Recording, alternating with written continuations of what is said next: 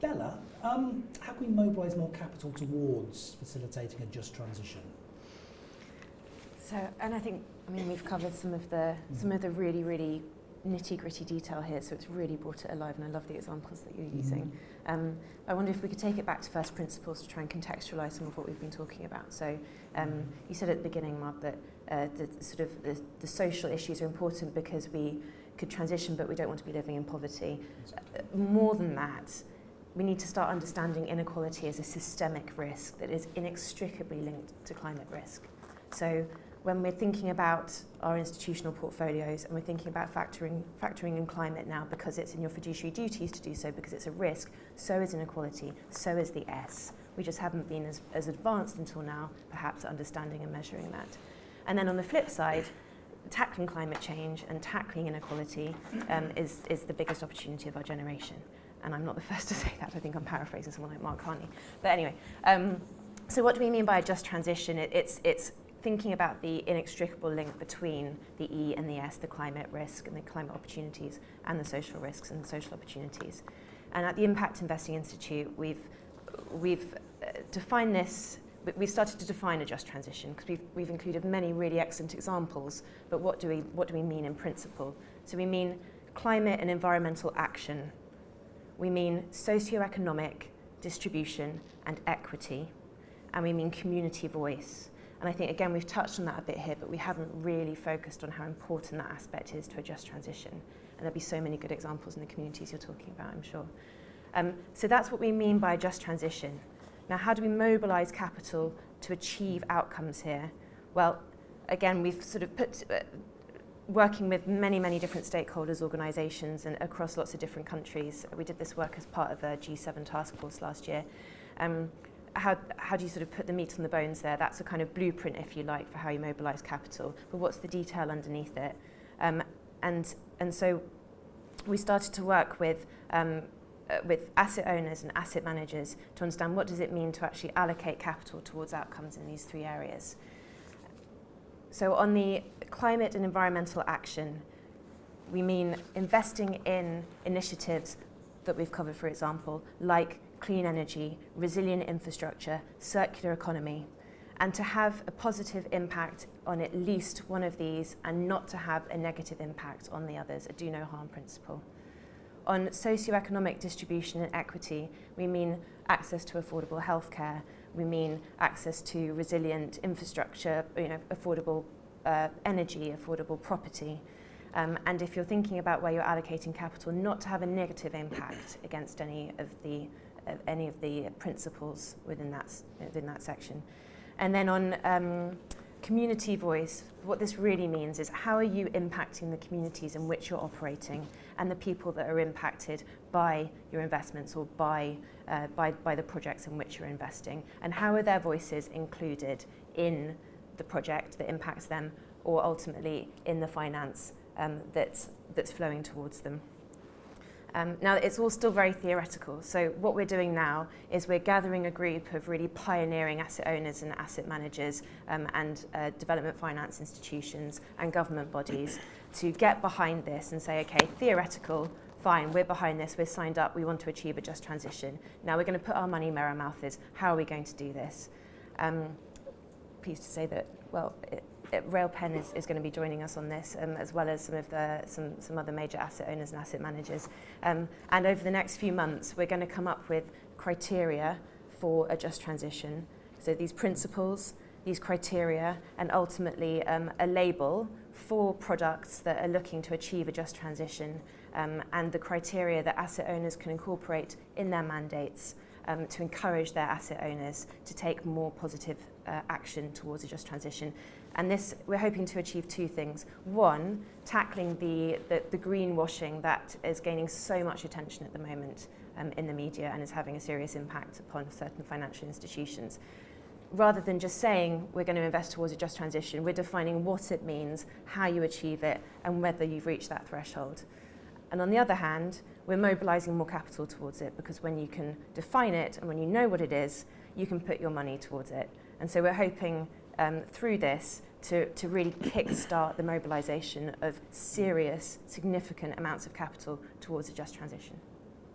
Thank Now to achieve this, it's not just about private capital. There's government, they put money in, of course, and then you've got your development agencies. So how are we going to blend all these capital from all these different areas together?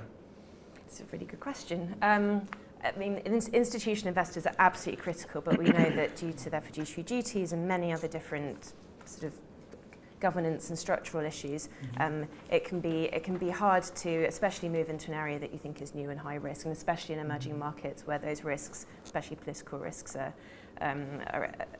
more acute. So one of the really, really important actors in this space are obviously government and the institutions that government backs. So in the UK, our development finance institution is called British International Investment, previously CDC.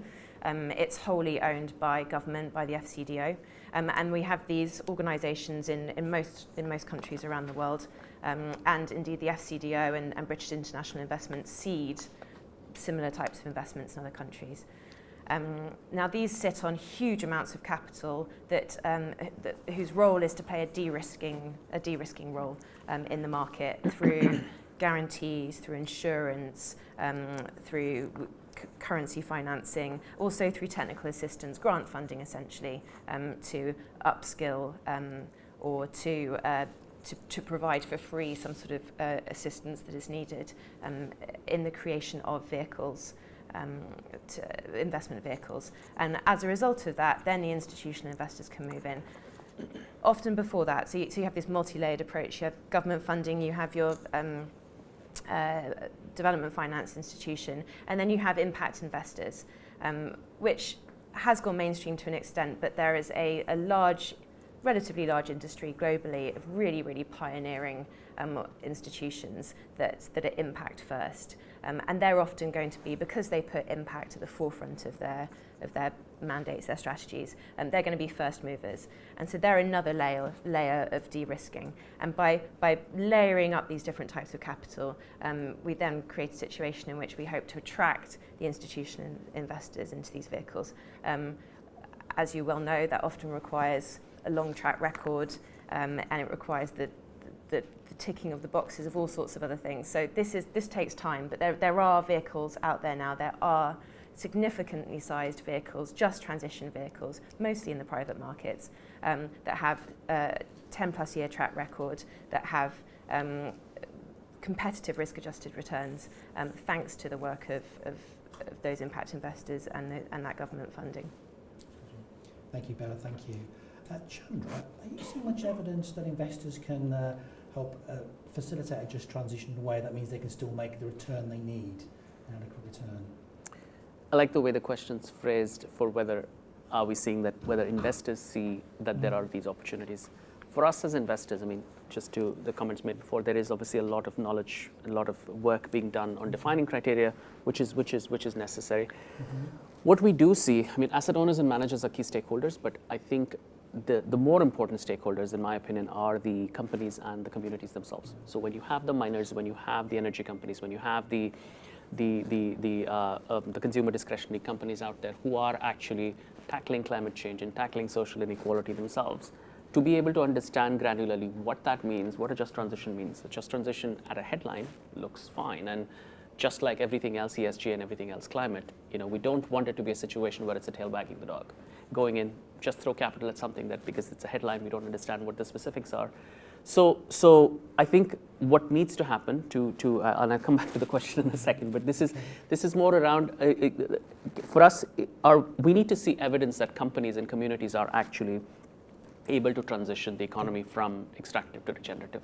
Have we seen evidence of that yet? Some, not as much as we would have liked to. We are still in listen mode, understanding the challenges from companies on why does it take that long, and what are the challenges. We've seen some fantastic cases of movement from extractive to regenerative. We haven't been involved in the opportunities ourselves, but in emerging markets in particular, South Africa and India in particular, where there have been cases of coal mines actually being phased out and solar being brought in. And that in itself creates not just a net zero or a transition story, it creates an inclusive growth story. You have a situation where coal miners haven't had great lives anyway. It is a health hazard for them. They aren't really making above average wages. It's horrible across the board. So the fact that you can phase it out and bring in a solar facility in there improves things on multiple levels, social equality being one of them, and also economic growth for the community as a whole, for the state as a whole, more tax revenues, cleaner energy, all in one go. That would be fantastic if we can see more of those opportunities coming in from companies. So we are seeing some evidence, just not enough. Okay. We'd love to see more. We've seen some from the US as well, where we're seeing some large, and this is indirect, some large utilities, with M&A and through integration, buying in non-functioning coal plants and then either repurposing them or integrating them into their operation where they're phased out eventually. Shareholders benefit, the climate benefits, emissions go down, all of it together. So there's some of that evidence coming in, but we need to see a lot more. We need to listen to companies as well as key stakeholders to understand from them what the challenges are in particular sectors, and then go from there. And all of that knowledge base, while we are committed to a just transition, what we're not just committed to yet is going in. I don't know if we're ready for sort of labels yet, and that's where the work Bella and her team are doing comes in, is because there's a lot of work that needs to be done in terms of building that evidence base. Saying, what does that mean granularly for a mining company? What does that mean for copper versus gold? What does that mean for India versus the US? Those sorts of things. And we need to answer all of those difficult questions and then frame that as the evidence base to become the basis for the opportunities themselves. And fiduciary is, along with tackling climate change and social inequality, fiduciary responsibilities are key for us as well. So that investment returns aspect obviously plays into all of these things that we get into. So we're in early stages. To your question, we need to see a lot more. We need to listen a lot more. We need to absorb from companies a lot more. There's a lot of knowledge building that needs to happen between now and hopefully the coming months. And, staying with yourself, of course, engagement is a big part of sustainable investing. And you see, are companies receptive to the idea of facilitating a just transition, of leaving no one behind? Are companies receptive to the idea? Yeah. I mean, do they say yes? Yeah, they do. Okay.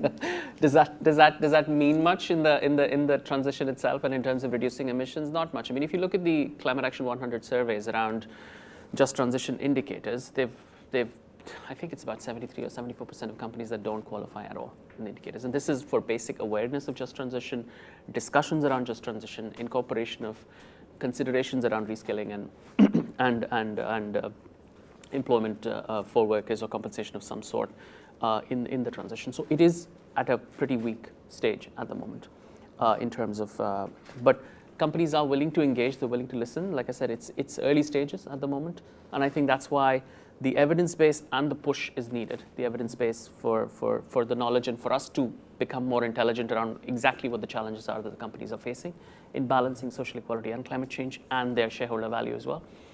And for us to be able to steer that with the right arguments, saying, okay, let's use that for our voting policies when we have the right evidence base, when we have the right arguments to go in and steer them through our voting, as we've done for the climate side, to do it in a much more sort of substantive and holistic way for the just transition side as well.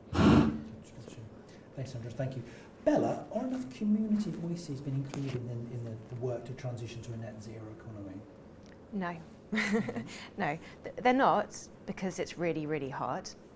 And they're not because it's not within the culture of the financial services at large to include community voices. Okay. We're sat in the Shard, literally looking down on the entire of London and all of these communities. It's not the way in which financial institutions operate. That's not to say that it's not possible, and it's certainly not to say that we shouldn't. And again, if we're going to tackle inequality, if we're going to keep that risk at bay, we've got to consider the affected communities. So it's an area that's really underdeveloped, but it's an area that we are doing a considerable amount of work on. And we're not just, I mean, we're talking both, I think we focus quite a lot in this discussion on emerging economies, which should be arguably the main focus of the transition to a net zero economy. A, because they're most affected by climate change at the moment, and B, because we're most dependent on them to move to a net zero or net zero economies. But we're also talking about the UK. We're talking about investing in places, in communities, and for people in the UK and in developed markets. A couple of ways in which, from a principles perspective, we can start thinking about including community voice. One, when you're thinking about your investment product, how is the governance of the fund taking into account the communities that it's affecting or in which it's investing? So how are voices reflected on the investment committee and or on the board of that fund? And then how does that play out in the investments? So to what extent do you have representatives from the communities in which that fund is investing throughout the life cycle of that fund's activities? Now, it might be investing in a particular community, in which case it's easier to identify people or persons who can be a part of the decision making. If it's multinational or investing across or targeting a range of communities, that's going to be a lot harder. In that case, you might want to think about a representative for an appropriate NGO or other type of community body who understandably cannot represent every voice and cannot be seen as doing that, but at least there is a designated person in a seat for challenge, for that person to bring the appropriate challenge to the board or to the investment committee and to be the recipient of questions. So that's the way we're starting to think about it, but like I say, it's the most underdeveloped area and the one that needs the most work. Okay, thank you. My final question for me to you, Chandra. Politics, international, national policies, are they supportive of a just transition, or are there a deterrent? How do you see it?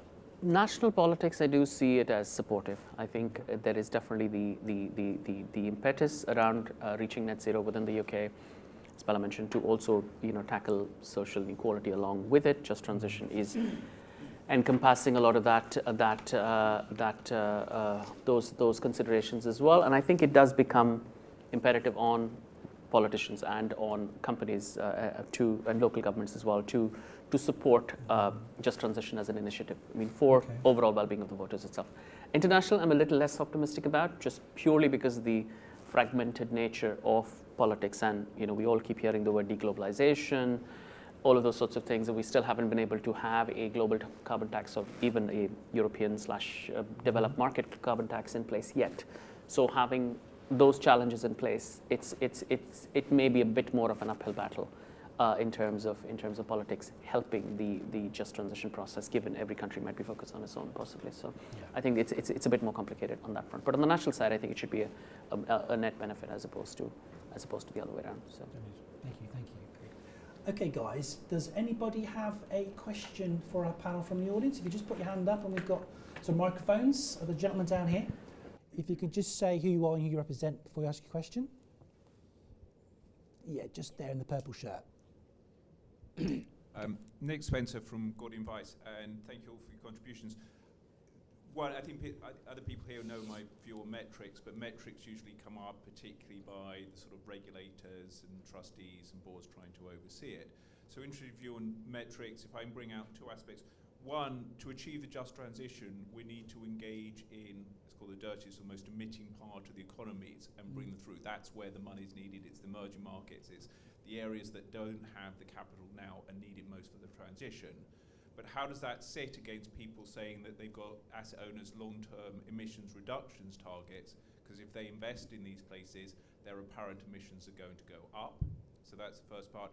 And then actually looking at community, and again, I really think that's so important. So Bella, thank you for talking about that. But how can we start thinking about metrics and actions around that community voice? Does anybody want to take that? I can take the first question around the need for investment in high-emitting sectors and high-emitting, or rather socially impaired and socially sort of weaker economies overall. So there's obviously the fiduciary consideration and the net zero consideration. We've gone out with a commitment. It has a roadmap in it. We do have our short, medium, and long-term targets in terms of reductions, and we do focus on real-world decarbonization. However, we're not suggesting that the path is going to be linear. We've had a flexible approach towards investing as a whole and emissions, or rather decarbonization as a whole as well. There are a lot of unintended consequences that are coming out, not just because of ESG commitments or net zero commitments, but just overall with the environment we're in. We're fueled by federal dollars across the board. We have asset prices going bonkers, one into the other. You have commodity prices going up and down as well. So our approach generally has been, it is a complicated sort of landscape to navigate. So our approach is not mathematical around this at all. Our approach is saying, look, we have a lot of learning. We know what we want to achieve as an asset owner, universal owner, longer term, medium term, and long term. But we're not suggesting that the path is going to be straight by any means. It could be volatile. There may be opportunities to steer companies where if we do invest in companies that are higher emitting, it would be accompanied by a very solid engagement plan that goes in, with a commitment to move capital allocation one way or the other. So that is, to us, that is essentially impact in terms of how you can steer the companies towards. So you're taking that medium-term or short-term emissions spike, if you will, but you are going in with a very detailed constructed engagement plan saying what you want out of the company in terms of where they put their money in the next 5 years. And that's what we think would help steer the transition. That's the effort, at least. So that would be the first part where I say we're not shying away from it, but at the same time, we're not actively chasing investing in dirty companies. But at the same time, if we do see an opportunity where you can influence capital allocation by investing in a company which is doing all the legitimate things, both socially and climate change wise, there is definitely a case to be made saying we can engage with these guys, we can sit on, because you do want to have a voice there, because if you don't own the company, you divest or you exclude, you don't have a voice at all. But if there are the right stories in there where you can go and have a voice and influence, then why not? Yeah, Kushka? So I think next question, or two parts of the question are very important when you consider some of the benchmarks that have been arisen and developed recently, which basically often can look at the immediate carbon footprint. And so you can go to your index providers and they'll give you some products, and you can look at a company and they'll give you the applied temperature metric, or it'll give you the carbon footprint. And if you were to purely look at decarbonising your portfolio, you may say, I'll go for the low measures, the low indicators. And there's an awful lot of that around now that's been productised. What often isn't captured is the decarbonisation potential. The idea that I need to decarbonise in future, not just to decontaminate. And I think that's really very important. I think that's missing from an awful lot of the benchmarks that have been developed recently. So, for instance, and go back to keep coming back to South Africa, if you looked at many companies in South Africa, they would undoubtedly be high emitting companies. Yeah. But guess what? They had to be plugged into Eskom, which had a monopoly and is coal powered. So even if that company had the most progressive and ambitious plans, until very recently, it wouldn't have been able to actually implement them. As it happens, that company pressure, and I will talk about the precious metals industry again, because it's put huge pressure on the government to allow it to self-generate. So there used to be a cap on self-generation that an industry could not generate more than 10 megawatts. That's been raised to 100 megawatts. And hey, guess what? In the last 6 months, you're seeing solar arrays being built because they can now generate their own power. So in terms of the measures and the snapshot data that's then used for indicators, I think it can be actually misleading and potentially negative because it does not capture that future potential to decarbonise. Okay. We're actually at time now, unless we have one more. Can we have one more question? Just gentleman just here. And then we'll move on to our next panel. John Pantle, Greater Manchester Pension Fund. Thank you, Chair, for bringing in wider issues, including healthcare. I'm sure on the S will come back to that. And thank you, panel. What worries me is what I see is a great emphasis on investment returns and the security of the investment, and not very much about the wider impact. So we know that a lot of investment in Asia has been for the benefit of a small proportion of the population who were targeted. And I just wonder, in trying to get this wider view of assessing proposals and the measurement, whether it would be worthwhile, if it's not already been done, looking at, say, what happened with the 3 rapid transit systems in Bangkok, Hong Kong and Singapore. They, as tourists, we enjoyed them, and I'm sure you've all enjoyed them, but have they really made an impact in reducing greenhouse gases through vehicle traffic? Have they helped the wider population to benefit? There's this danger that we do things which give a financial return, but we don't. And I do worry in the future, finally, Chair, about technology, artificial intelligence, robotics, and the effect on workforces and greater unemployment. Does that come back to the reskilling issue you talked Yeah, about, Chan? so I think I touched upon it briefly. So I think it depends when it comes back to your comments, Andrew's comments about coal mining. In the end, some of these jobs have to transition, they have to change. Sorry, the answer is for a second. Sorry. Again. I'm talking and to myself. So I think there comes a point where you have to say what is the transition, and the point on employment is a key one. Some of those jobs will change. I always often think about the fact that I come from coal mining stock. All the men in my family were coal miners until the last generation, because guess what, we didn't have coal miners here anymore. Somewhere down the line that had to transition anyway. And even though I was on the miner strikes, protesting against those closures of mines, I look back and go, coal mining was going to close, given what I do now. So somewhere, what is driving the transition? How do you plan for the future? And what does that look like? I think you have to be mindful of it. I think you're absolutely right. You can't do it without a plan, and you can't do it as an unintended consequence of change. You have to actually be mindful of the social implications, the community implications, and plan it for the long term rather than just make a change. But I think the change has to come, and I think this is why the just transition is a transition. It is a change. The question is how mindful are you of those change, and how mindful of the other impacts are you? Because I think that's the key to the just transition for me. Being mindful of it, planning for it, being aware of it, and factoring it into your investment decisions, rather than being an unintended consequence or a neglected consequence. That's great. Okay.